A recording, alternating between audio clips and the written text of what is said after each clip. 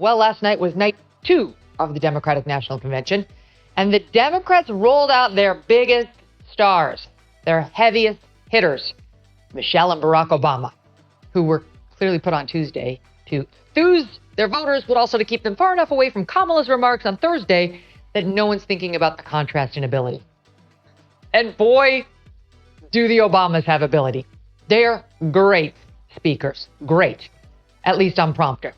They can read speeches other people wrote for them. Let's be real, the Obamas didn't just speak at the DNC. Megyn Kelly says they were deployed like political weapons to fire up voters while keeping them distracted from Kamala Harris's looming speech. Smart strategy. But is it honest? That's the question nobody at that convention wanted to answer.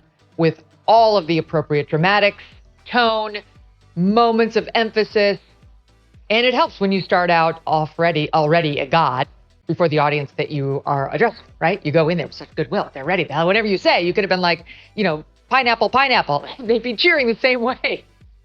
But they were substantive. That you can't take away. Whether they were truthful is a different story. And of course, the obvious dynamic there last night was that many of the problems they were lamenting went unsolved and were even exacerbated during Barack Obama's 8 years as president. Hold on, Megyn Kelly just dropped a bomb right there. The same problems Michelle Obama was crying about on that stage, those problems existed and got worse during Barack Obama's own presidency. And then again under Joe Biden, Barack's own vice president. So the question you have to ask yourself is, why are they lamenting issues they had 8 years to fix? If you found this moment as jaw-dropping as we did, hit that like button, drop your thoughts in the comments, and subscribe for more breakdowns like this one. Not to mention, later again, when his vice president, Joe Biden, became the top dog. All right, Michelle Obama is going to be my focus. We'll get to Barack Obama too, but let's just start with Michelle. She was the star. With all due respect to Barack Obama, who's no slouch when it comes to oratory, she was the star. Normally, you have to pay $750,000 to hear her read a speech. But last night, we got her for free. And she started out with a hefty dose of honesty. Hope is making a comeback. Powerful words. But wait, hope is making a comeback? That means it went somewhere. And Michelle Obama is basically admitting, right there on that stage, that hope disappeared during the Biden-Harris years. The same administration her husband helped put in place. If that's not an accidental confession, what is?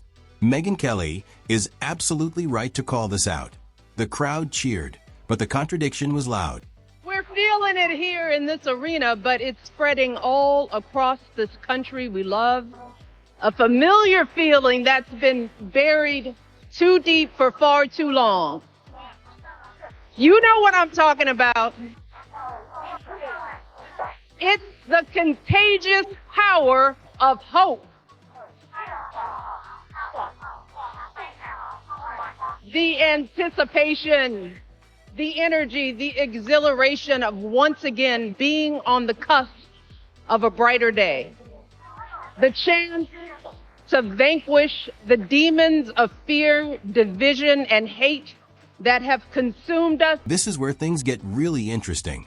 Megyn Kelly is pointing out something that very few mainstream commentators would dare say out loud. Michelle Obama, Princeton grad, Harvard Law graduate, former First Lady, multimillionaire, was standing on that stage talking about hopelessness. And this same woman once said she wasn't proud of her country until Barack Obama got nominated. That's not a minor detail. That's a pattern. And now Megyn is suggesting Michelle basically confirmed that Barack Obama was quietly working to remove Joe Biden from the race. That is a massive political revelation hiding inside a speech full of emotion and applause. America, hope is making a comeback. Yeah.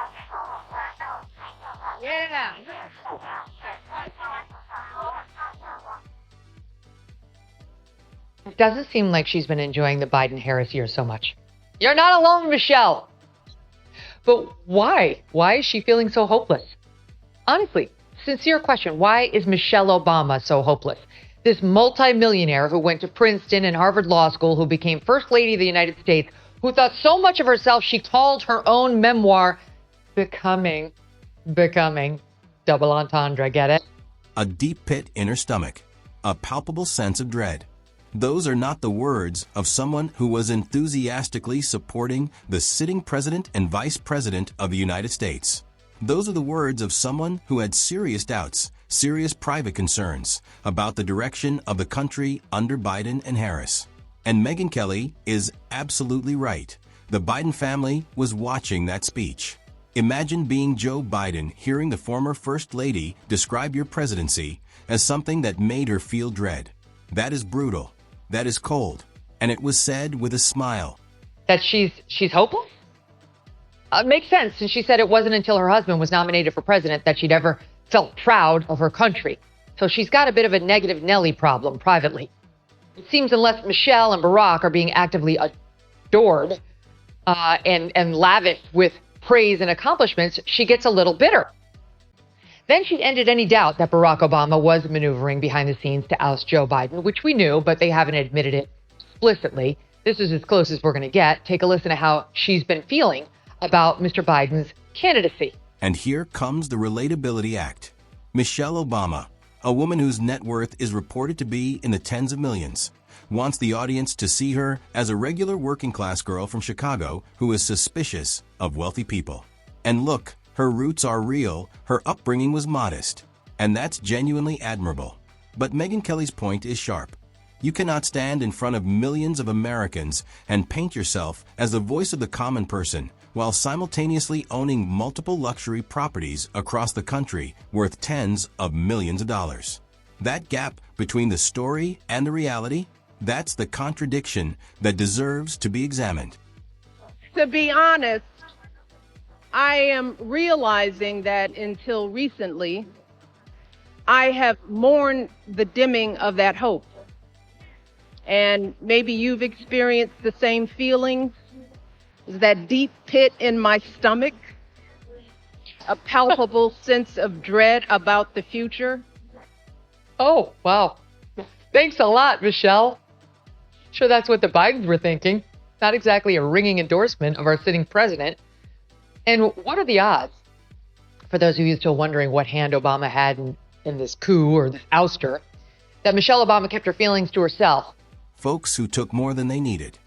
Megyn Kelly flags this line, and she's right too, because on the surface it sounds humble and wholesome.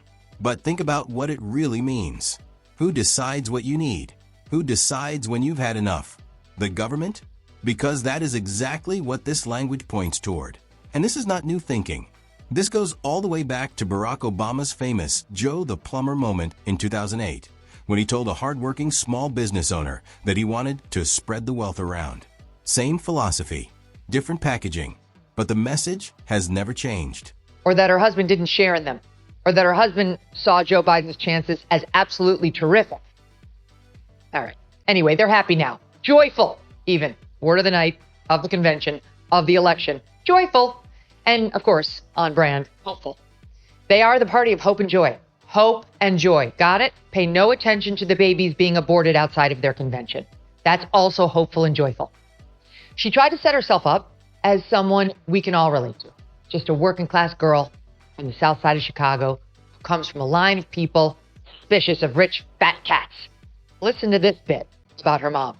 You see, my mom, in her steady, quiet way, lived out that striving sense of hope every single day of her life.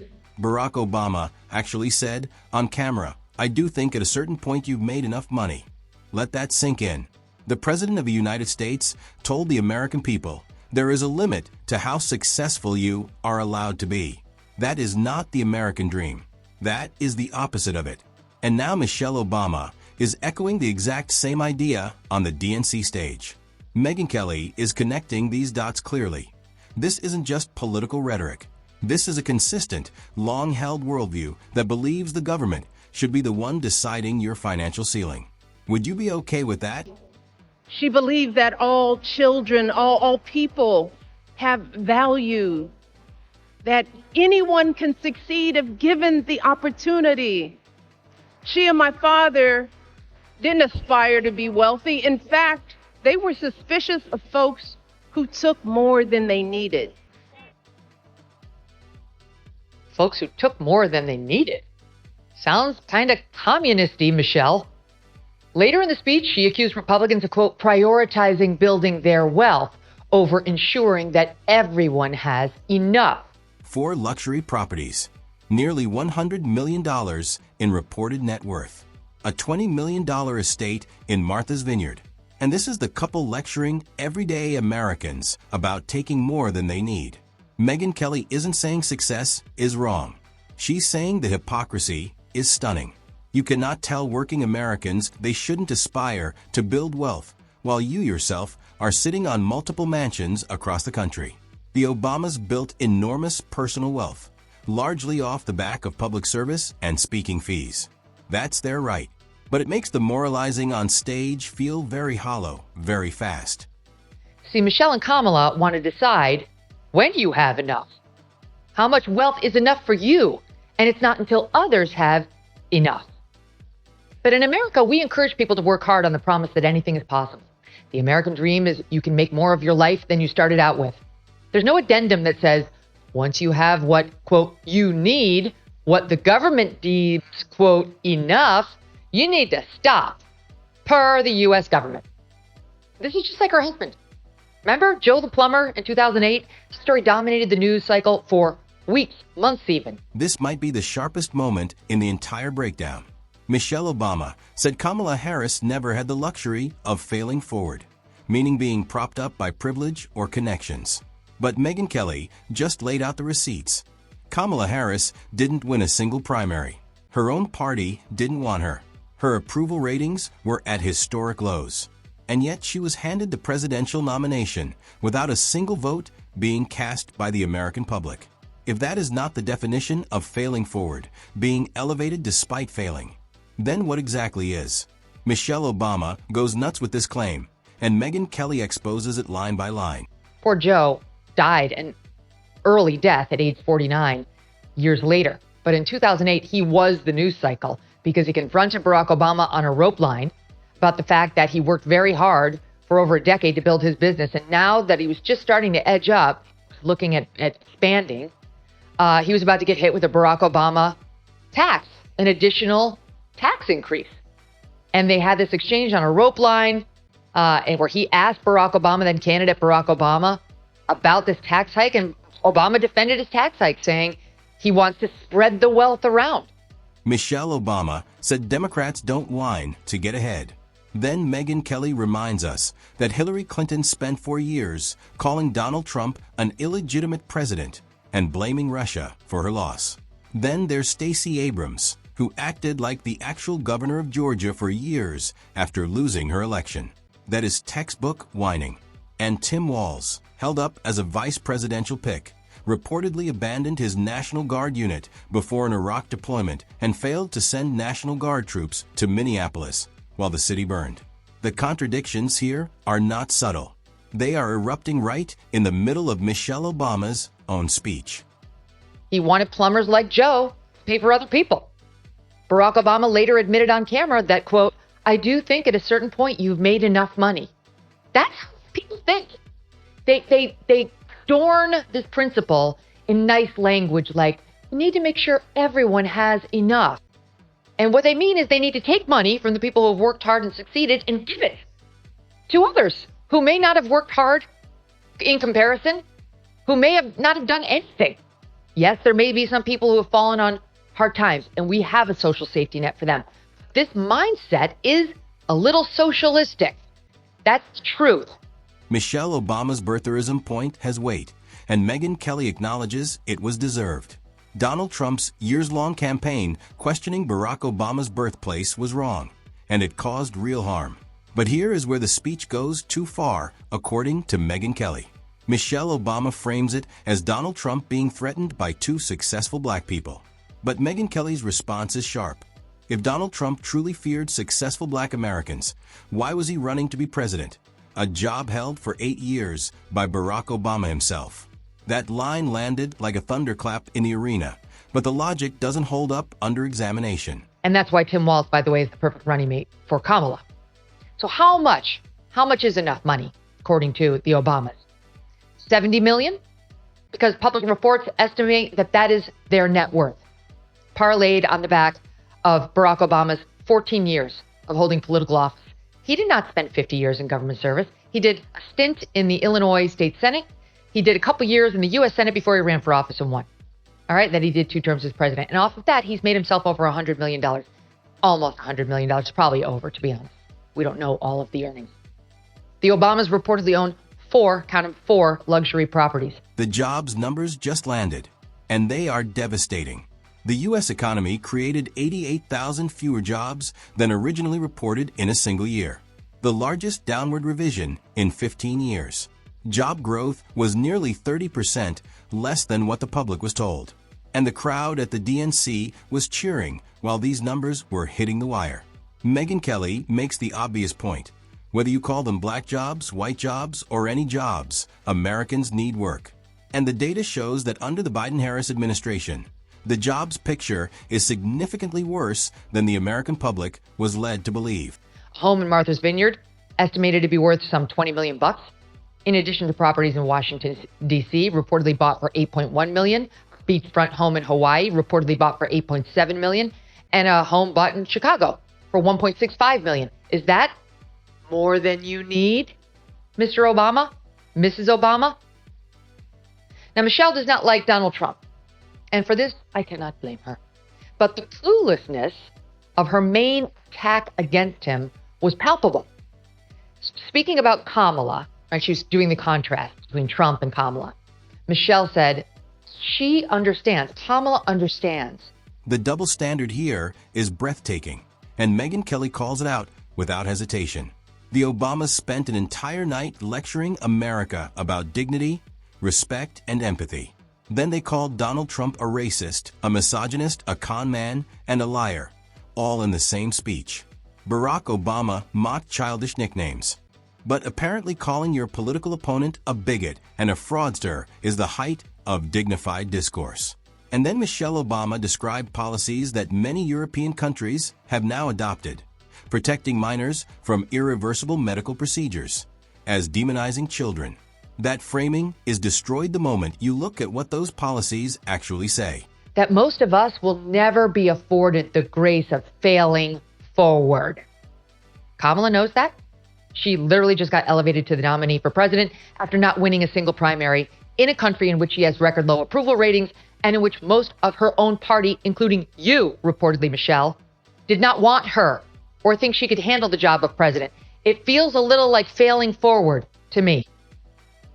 Michelle went on, saying Kamala, like Trump, understands that most of us, quote, will never benefit from the affirmative action of generational wealth. You mean like your kids, who definitely got into their Ivy League schools thanks entirely to their own merit? I'm sure. In the end, Michelle Obama delivered exactly what the Democratic National Convention needed. A soaring, emotional, beautifully delivered speech that had that crowd on its feet. But as Megyn Kelly has laid out piece by piece, the speech was filled with contradictions that deserve to be examined. A multimillionaire lamenting hopelessness. A woman who owns 4 luxury properties warning about people who take too much. A party that cheered while job numbers collapsed behind the scenes. And a presidential nominee being called a champion of the common person, despite never winning a single primary vote. Michelle Obama loses IT on stage, exposes the Biden years as a failure, and destroys her own credibility with contradictions she never saw coming. The crowd cheered, but the facts told a very different story. If you found this breakdown as eye-opening as we did, make sure to hit that like button, share your thoughts in the comments, and don't forget to subscribe for more jaw-dropping political breakdowns.